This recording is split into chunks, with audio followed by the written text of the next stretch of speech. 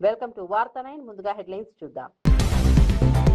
Pending లో ఉన్న సంక్లిష్ట భూ సమస్యలకు పరిష్కారం చూపామన్న చంద్రబాబు. 60 ఏళ్ల భూ సమస్యకు విజయవంతంగా ముగింపు పలికామని వెల్లడి. ఇటీవలి ప్రాపర్టీ అన్లాక్ తో ప్రభుత్వానికి 90 ఎకరాల భూమి అందుబాటులోకి.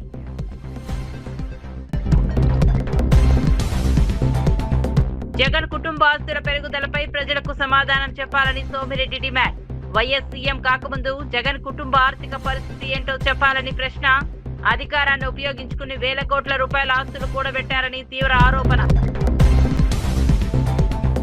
బ్యారేజీలకు సమస్య వస్తే ఎమ్మెల్యే పదవులకు రాజీనామా చేస్తామన్న కౌశిక్ రెడ్డి. కన్నేపల్లి పంప్ హౌస్ ను వెంటనే ఆన్ చేసి గోదావరి నీటిని ఎత్తిపోయాల్సాలని డిమాండ్. అన్నారం సుందిళ్ల బ్యారేజీలపై ప్రభుత్వం అనవసర భయాలు సృష్టిస్తోందని విమర్శ.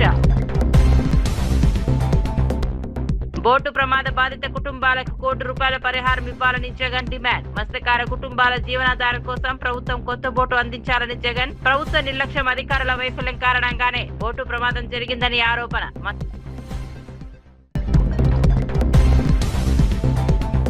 జూనియర్ ఎన్టీఆర్ ఎలాంటి రాజకీయ పార్టీ పెట్టడం లేదని స్పష్టం చేసిన కృష్ణ యాదవ్. ఈ నెల 18న ఎన్టీఆర్ తిరుపతికి వస్తున్నారన్న ప్రచారంలో నిజం లేదని వెల్లడి.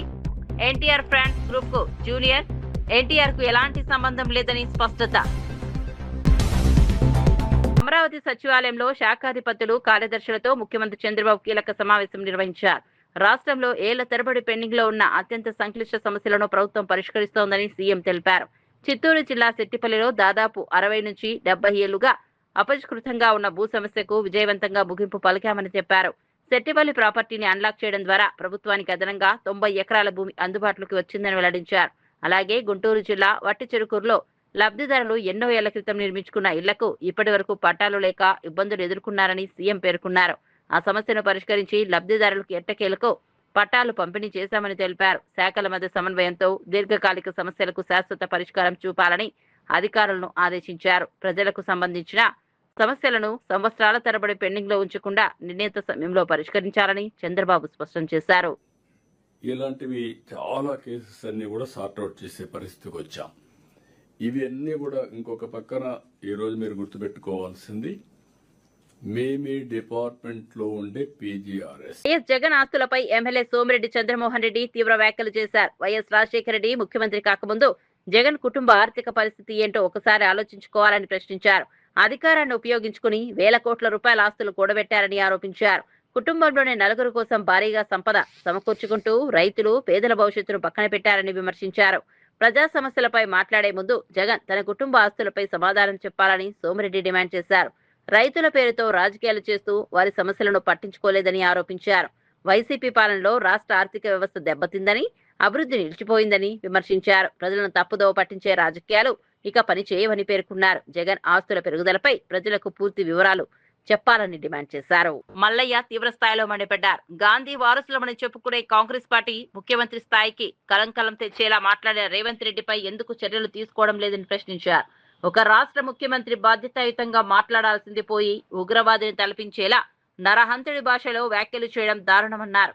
ప్రజాస్వామ్య వ్యవస్థలో ముఖ్యమంత్రి మాటలు ప్రజలకు భరోసా కల్పించేలా ఉండాలని, భయభ్రాంతులకు గురిచేసే విధంగా ఉండకూడదని తెలిపారు. రాజకీయ ప్రత్యర్థులపై కోపంతో హింసను ప్రేరేపించేలా మాట్లాడడం సీఎం స్థాయికి తగదని విమర్శించారు.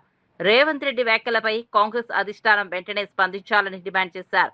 గాంధీయ సిద్ధాంతాల గురించి మాట్లాడే కాంగ్రెస్ నాయకులు ఈ వ్యాఖ్యలను ఎందుకు ఖండించడం లేదని నిలదీశారు.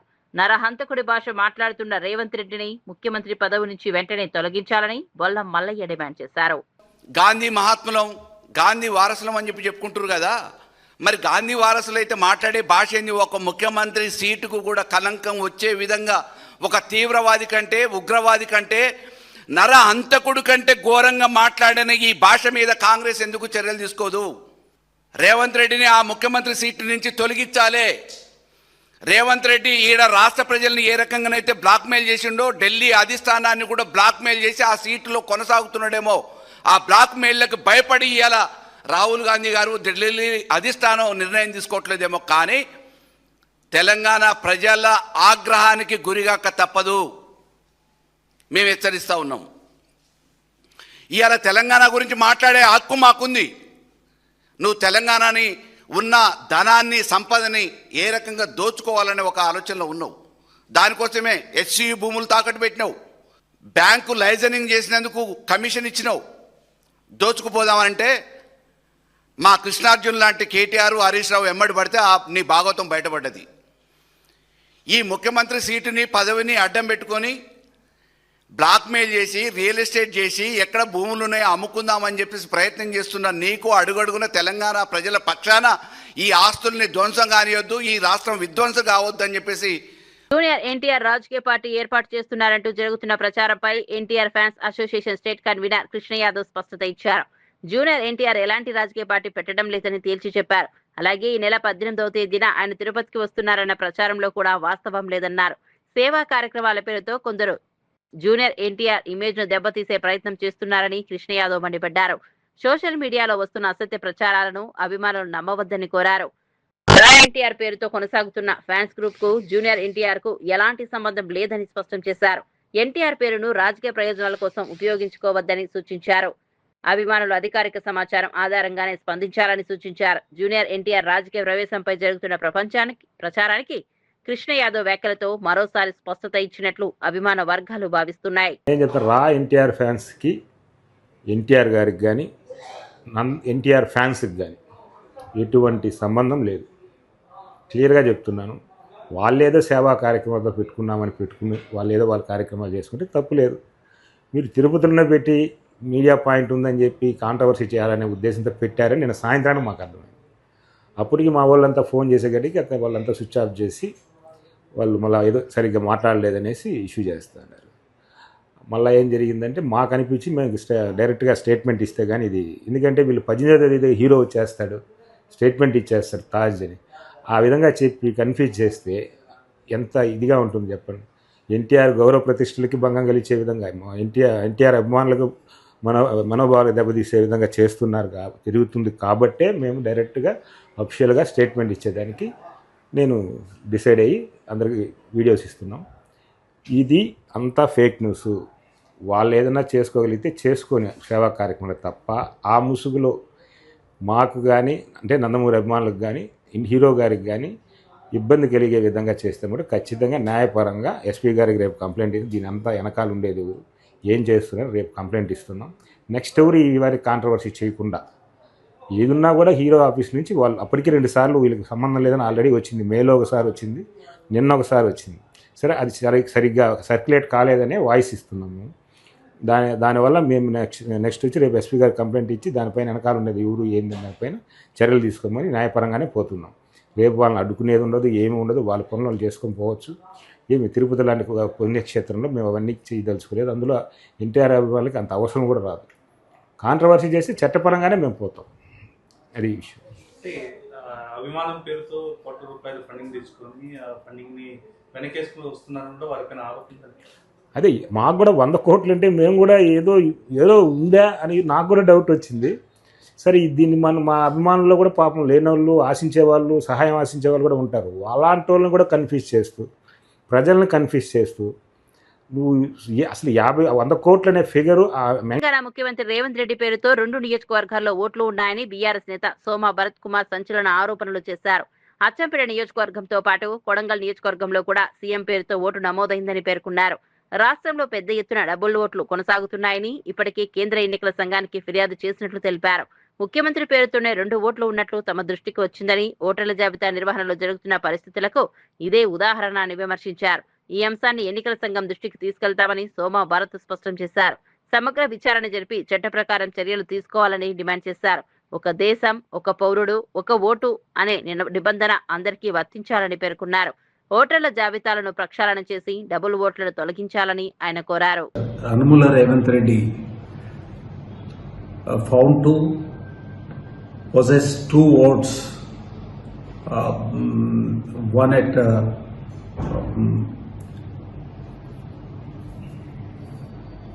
Achampet constituency and another at Kodangal constituency. This is a glaring example of what is going on in this state insofar as registration of votes, more than one, which is as already stated, it's contrary to Section 17 and 18 of Representation of Peoples Act 1950, and as well as the Section 62 of Act 1951, Representation of Peoples Act 1951. Both acts, under both acts, this is a illegal act. See, now we are going to take this to the notice of Honorable Election Commission of India. The purpose for which we are now taking this complaint to Honorable Election Commission of India only to strengthen the complaint which we have made earlier by giving ample examples which were collated from a survey conducted by our party. And then in his constituency, Mr. Revanth Reddy's constituency, that is Kodangal constituency, possesses more than 30,000 duplicate, either duplicate or double votes in that constituency itself. We also taken to the notice of Honorable Election Commission about the interstate votes existing in both the states. In Karnataka, which is the adjoining state of Kodangal constituency, which is part of Telangana. 5,000 votes are there, same votes, identical names and father name, and with 1 or 2 plus or minus 1 year, 2 years age difference. Same names are found in Karnataka as well as in Kodangal. Now, to our utter surprise and dismay, the state chief minister himself has registered 2 names.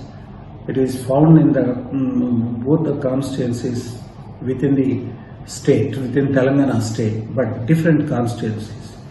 One in Chempet constituency and another in Kodangal assembly constituency. So these are the things which are required to be considered and action be taken to delete this after an inquiry, and let the chief minister be given opportunity to retain 1 vote and other vote needs to be. ఓ కార్యక్రమంలో BRS నేత కవిత చేసిన సరదా వ్యాఖ్యలు ఆసక్తికరంగా మారాయి. ఓ కళాకారుడితో మాట్లాడుతూ మీ పాట వల్లే ఆయన ముఖ్యమంత్రి అయ్యారని కవిత వ్యాఖ్యానించారు.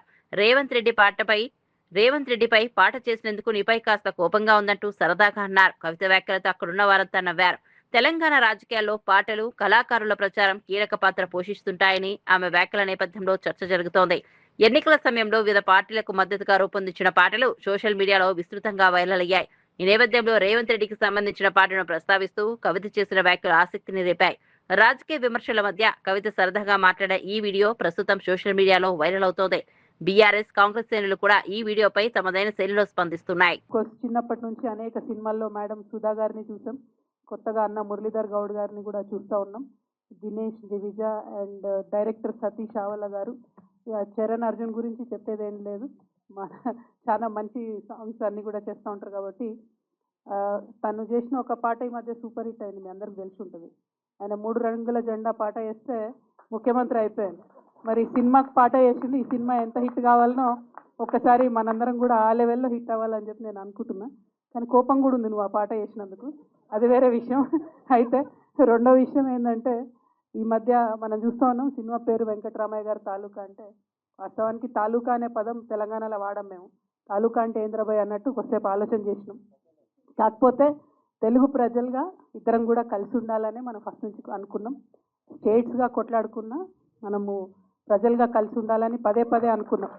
తెలుగు సినిమా అనేది కన్నేపల్లి పంప్ హౌస్ నుంచి వెంటనే గోదావరి జలాలను ఎత్తిపోసి రైతులకు అందించాలని బీఆర్ఎస్ ఎమ్మెల్యే పాడి కౌశిక్ రెడ్డి కాంగ్రెస్ ప్రభుత్వాన్ని డిమాండ్ చేశారు. రాష్ట్రంలో రైతులు సాగునీటి కోసం ఎదురు చూస్తున్న సమయంలో ప్రభుత్వం రాజకీయ కారణాలతో నీటిని ఎత్తిపోకుండా నిర్లక్ష్యం చేస్తోందని ఆరోపించారు. అన్నారం, సుందిల బ్యారేజీల పరిస్థితిపై ప్రభుత్వం అనవసర భయాలు సృష్టిస్తోందని విమర్శించారు. కన్నేపల్లి పంప్ హౌస్ ను ఆన్ చేసి గోదావరి నీటిని లిఫ్ట్ చేయాలని స్పష్టం చేశారు. అన్నారం, సుందిళ్ల బ్యారేజీలకు ఏమాత్రం చిన్న సమస్య వచ్చినా బీఆర్ఎస్ ఎమ్మెల్యేలందరం పూర్తి బాధ్యత తీసుకుంటామని కౌశిక్ రెడ్డి ప్రకటించారు. అవసరమైతే ఎమ్మెల్యే పదవులకు రాజీనామా చేసి రాజకీయాలకు దూరంగా ఉంటామని సవాల్ విసిరారు. రైతుల పంటలు ఎండిపోతున్నా ప్రభుత్వం మొండిగా వ్యవహరించడం సరికాదన్నారు. రాజకీయాలను పక్కన పెట్టి వెంటనే గోదావరి జలాలను ఎత్తిపోసి రైతులకు సాగునీరు అందించాలని కౌశిక్ రెడ్డి డిమాండ్ చేశారు. కాబట్టే ఇలా కాళేశ్వరం నీళ్ళనేటి ఎంత ముఖ్యమో కేసీఆర్ గారికి తెలుసు. రేవంత్ రెడ్డి గారు మీరు భూదందాలు చేసుకుంటూ ల్యాండ్లు కొని అమ్ముతాడు కాబట్టి ఇలా మీకు ఆ రైతుల విలువ అర్థమైతలేదు అని నేను చెప్తా ఉన్నాను. ఇలా దయచేసి నేను మా బీఆర్ఎస్ పార్టీ పక్షాన ఇలా ముఖ్యమంత్రి రేవంత్ రెడ్డి గారికి, ఇరిగేషన్ మంత్రి అయిన ఉత్తమ్ కుమార్ రెడ్డి గారికి నేను సవాల్ విసురుతా ఉన్నాను. మేము మా పార్టీలో 28 మంది శాసనసభ్యులు ఉన్నాం. ఆ దొంగలు పోయింది కాక 28 మంది శాసనసభ్యులు ఉన్నాం. మేము 28 మంది శాసనసభ్యులు అందరం కూడా బాధ్యత వహిస్తాం.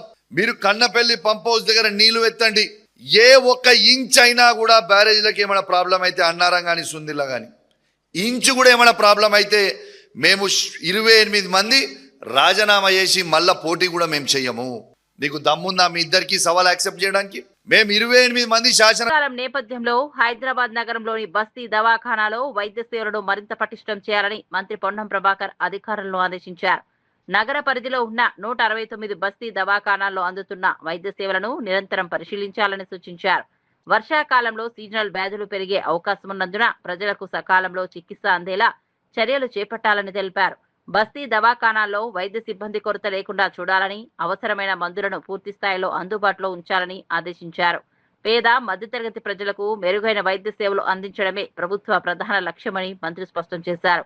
మరోవైపు ఇందిరమ్మ క్యాంటీన్లలో ఆహార నాణ్యతను కూడా అధికారులు ఎప్పటికప్పుడు తనిఖీ చేయాలని సూచించారు.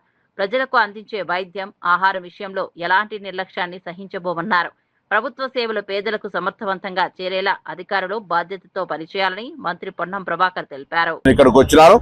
ఇక్కడ దానిలో ప్రస్తుతానికి ఒక సూచన చేస్తే అక్కడ ఒక స్టాఫ్ నర్స్ పోస్ట్ ఖాళీగా ఉంది. ఈ విధంగా 169 బస్తీ దవాఖానాలో అక్కడ ఉన్నటువంటి మౌలిక సదుపాయాలు కావచ్చు, సిబ్బంది కొరత కావచ్చు, మందులకు సంబంధించి కావచ్చు, ఏ అంశం ఉన్నా ఈ యొక్క అధికారులు అక్కడ సందర్శించి ఒక ఫార్మెట్ ఇచ్చినాము. ఆ ఫార్మెట్ ప్రకారంగా ఆ నివేదికనంతా కూడా గౌరవ ఆరోగ్య శాఖ మంత్రి దగ్గర, గౌరవ ముఖ్యమంత్రి గారి దగ్గర కూర్చొని ఈ యొక్క బస్తీ దవాఖానాలు ప్రాపర్ గా పనిచేసే విధంగా చర్యలు తీసుకుంటాం.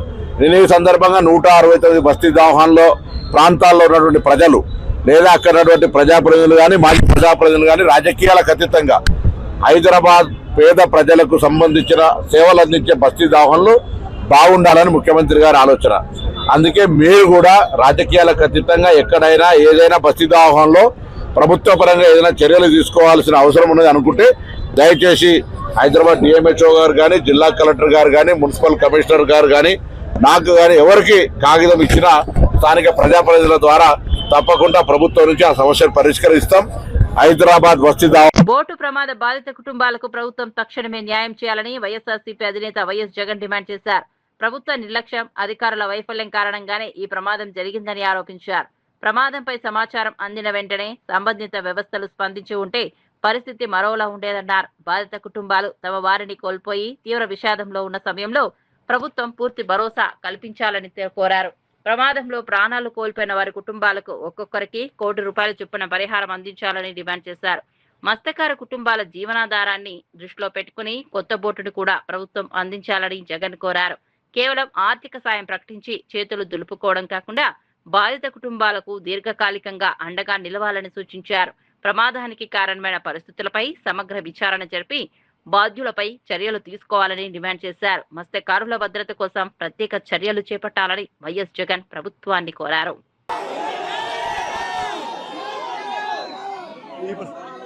ఈ ప్రభుత్వంలో ఏమీ రాదు, అది పక్కన పెడితే ఆ 10 లక్షలు ఏదైతే అప్పట్లో కాదు ప్రభుత్వంలో మేము అనౌన్స్ మేము ఏదైతే ఇంప్లిమెంట్ చేసినామో, మామూలుగా ఏ తప్పు జరగకపోయినా కూడా, ప్రభుత్వం ఏ తప్పు చేయకపోయినా కూడా, నార్మల్ సర్కమ్స్టాన్సెస్ లో ఏదైనా దుర్ఘటన జరిగితే ఆ 10 లక్షల రూపాయలు ఇచ్చే పరిస్థితి. అలాంటిది ఇంత ప్రభుత్వం తప్పు జరిగినప్పుడు, ప్రభుత్వమే దీనికి బాధ్యత వహించాల్సిన పరిస్థితి ఉన్నప్పుడు కేవలము ఆ 10 లక్షల్లోనే 5 లక్షలు ఇచ్చి చేతులు దులుపుకుంటాము అని అంటే ఇది కరెక్టేనా, న్యాయమేనా, ధర్మమేనా అని అడుగుతా ఉన్నా. మరొకసారి ఈ ప్రభుత్వం ఇలాంటి తప్పులు ఎవరు చేయకుండా ఉండాలి అని అంటే కలెక్టర్లు కానీ పోలీస్ డిపార్ట్మెంట్ కానీ ఒక కంప్లైంట్ కానీ చేతికి వస్తే మనుషులు చనిపోతా ఉన్నారు, వెంటనే ఆదుకోవాలి అని చెప్పి ఎవరైనా కంప్లైంట్ చేస్తే స్పందించే తీరును మెరుగుపరచాలి అని అంటే ప్రభుత్వం అన్నది ఒక షాక్ తగిలితే తప్పనిచ్చి, ఆ అధికారులకు ఒక షాక్ తగిలితే తప్పనిచ్చి స్పందన అనేది రాదు. కాబట్టి ఖచ్చితంగా చెప్తా ఉన్నాం, ఈ చనిపోయిన 6 కుటుంబాలకు ప్రతి కుటుంబానికి ₹1 కోటి కాంపెన్సేషన్ ఖచ్చితంగా.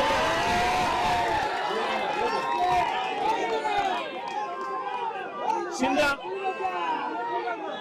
బాధిత కుటుంబంతో కలిపి 7 మందికి ఖచ్చితంగా ₹1 కోటి ప్రతి ఒక్కరికి ఇచ్చే కార్యక్రమం జరగాల. ఇదే కాదు ఖచ్చితంగా బోటు కూడా, కొత్త బోటు కూడా, వీళ్ళు ఏదైతే బోటు పోగొట్టుకున్నారో కొత్త బోటు కూడా తీపిచ్చాల. కనీసం ఈ మాదిరిగా ప్రభుత్వం అన్నది షాక్ తగిలితే తప్పనిచ్చి కనీసం రేపు పొద్దున అధికారులు అనే వాళ్ళు ఎవరైనా కూడా ఏదైనా కంప్లైంట్ వస్తే ఇంత సివియర్ గా రామిఫికేషన్స్ ఉంటాయి, ఇంత సివియర్ గా పెనాల్టీస్ ఉంటాయి. కాబట్టి ఖచ్చితంగా ప్రభుత్వం తప్పిదం అనేది ఉండకూడదు అని జాగ్రత్తలు పడతారు. ఎవరైనా కూడా కంప్లైంట్ ఇస్తే వెంటనే. పాలమూరు రంగారెడ్డి ఎత్తిపోతల పథకంలోని నార్లాపూర్ పంప్ హౌస్ వద్ద మోటార్ వెట్రన్ కు విద్యుత్ సరఫరాలో అంతరాయం ఏర్పడింది. దీంతో అధికారులు చేపట్టిన మోటార్ల వెట్రన్ ప్రక్రియ మధ్యలో నిలిచిపోయింది. మోటార్లను పూర్తి స్థాయిలో పరీక్షించేందుకు అవసరమైన విద్యుత్ వోల్టేజ్ అందకపోవడంతో సాంకేతిక ఇబ్బందులు తలెత్తినట్టు సమాచారం. ఈ నేపథ్యంలో విద్యుత్ సరఫరాలో ఏర్పడిన సమస్యలను గుర్తించి సరిదిద్దేందుకు అధికారులు చర్యలు చేపట్టారు. మోటార్లకు అవసరమైన సుస్థిరమైన వోల్టేజ్ అందేలా విద్యుత్ శాఖ, ప్రాజెక్ట్ ఇంజనీరింగ్ అధికారులు సమన్వయంతో పనిచేస్తున్నారు. సాంకేతిక లోపాలను పూర్తిగా పరిష్కరించిన తర్వాత మరోసారి మోటార్ల వెట్రన్ నిర్వహించేందుకు ఏర్పాట్లు చేస్తున్నారు. పూర్తి స్థాయిలో పరీక్షలు చేపట్టి మోటార్ల పనితీరును పరిశీలించారని అధికారులు భావిస్తున్నారు. పాలమూరు రంగారెడ్డి ప్రాజెక్టులో కీలకమైన నార్లాపూర్ పంప్ హౌస్ మోటార్ల వెట్రన్ విజయవంతం చేసేందుకు అన్ని జాగ్రత్తలు తీసుకుంటున్నారు.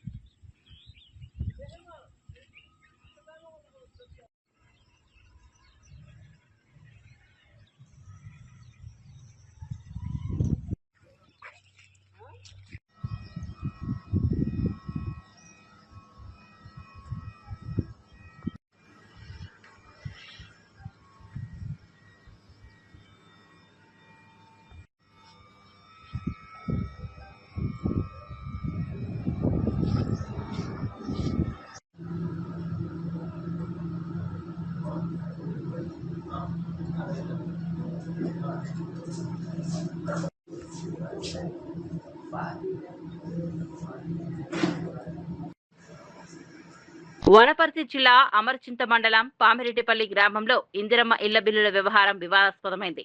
ఇంటి బిల్లులు మంజూరు కావాలంటే 50,000 రూపాయలు ఇవ్వాలని మంత్రి వాకిటి శ్రీహరణిచరుడు కాంగ్రెస్ గ్రామ శాఖ అధ్యక్షుడు బీసీ రెడ్డి డిమాండ్ చేసినట్లు ఆరోపణలు వచ్చాయి. డబ్బులు ఇవ్వకపోతే ఇందిరమ్మ ఇంటి బిల్లులు రానివ్వబోమని బెదిరించినట్లు ప్రచారం జరుగుతోంది. తన అనుమతి లేకుండా గ్రామంలోకి రావద్దని, లబ్ధిదారులకు బిల్లులు మంజూరు చేయవద్దంటూ హౌసింగ్ ఏఈ రాజేశ్వరిని కూడా బెదిరించినట్లు ఆరోపణలు ఉన్నాయి. పేదలకు ప్రభుత్వం అందిస్తున్న ఇందిరమ్మ ఇళ్ల పథకంలో లంచం డిమాండ్ చేయడం తీవ్ర చర్చకు దారితీసింది. గతంలో వైన్ షాప్ ఘటన, ఇప్పుడు ఇంటి బిల్లుల కోసం లంచం ఆరోపణలతో మంత్రి అనుచరుల వ్యవహారం మరోసారి వివాదాస్పదంగా మారింది. ఈ ఆరోపణలపై అధికారులు సమగ్ర విచారణ జరిపి వాస్తవాలను బయటపెట్టాలని స్థానికులు కోరుతున్నారు.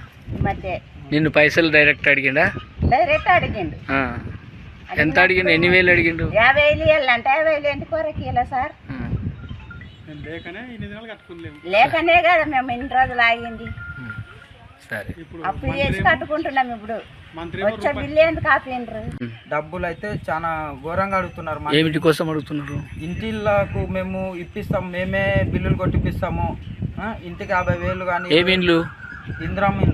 ఇందిరమ్మ ఇండ్ల కోసం అని ఖచ్చితంగా అడుగుతున్నారు. మేము పెడితేనే వస్తాయి, మేము చేస్తేనే వస్తాయి, మేము అధికారంలో ఉన్నాము, మేము చెప్పినట్టు నడుస్తుంది ఊర్లో, మాకు ఖచ్చితంగా కావాలని మాట్లాడుతున్నారు వాళ్ళు.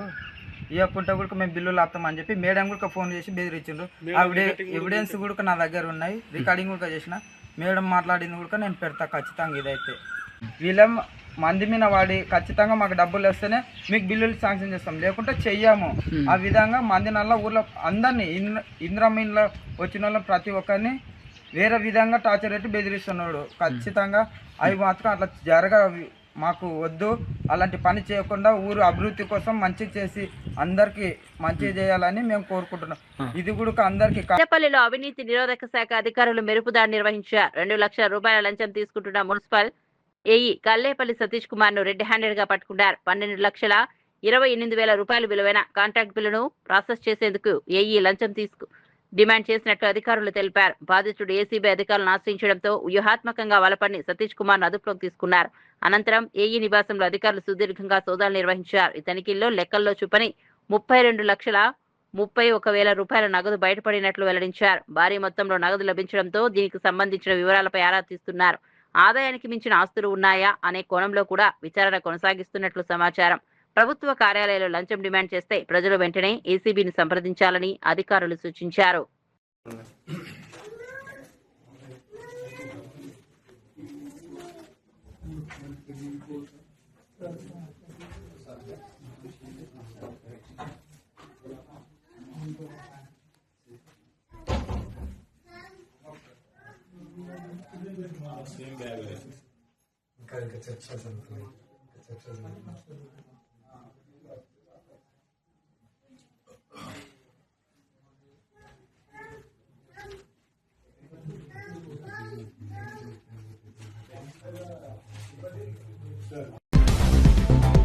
పెండింగ్ లో ఉన్న సంక్లిష్ట భూ సమస్యలకు పరిష్కారం చూపామన్న చంద్రబాబు.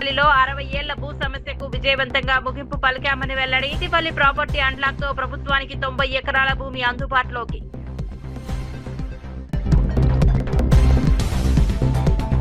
జగన్ కుటుంబ ఆస్తుల పెరుగుదలపై ప్రజలకు సమాధానం చెప్పాలని సోమిరెడ్డి డిమాండ్. వైఎస్ సీఎం కాకముందు జగన్ కుటుంబ ఆర్థిక పరిస్థితి ఏంటో చెప్పాలని ప్రశ్న. అధికారాన్ని ఉపయోగించుకుని వేల కోట్ల రూపాయల ఆస్తులు కూడబెట్టారని తీవ్ర ఆరోపణ. బ్యారేజీలకు సమస్య వస్తే ఎమ్మెల్యే పదవులకు రాజీనామా చేస్తామన్న కౌశిక్ రెడ్డి. కన్నేపల్లి పంప్ హౌస్ ను వెంటనే ఆన్ చేసి గోదావరి నీటిని ఎత్తిపోయాల్సాలని డిమాండ్. అన్నారం సుందిళ్ల బ్యారేజీలపై ప్రభుత్వం అనవసర భయాలు సృష్టిస్తోందని విమర్శ. బోటు ప్రమాద బాధిత కుటుంబాలకు ₹1 కోటి పరిహారం ఇవ్వాలని జగన్ డిమాండ్. మత్స్యకార కుటుంబాల జీవనాధారం కోసం ప్రభుత్వం కొత్త బోటు అందించాలని జగన్. ప్రభుత్వ నిర్లక్ష్యం, అధికారుల వైఫల్యం కారణంగానే బోటు ప్రమాదం జరిగిందని ఆరోపణ.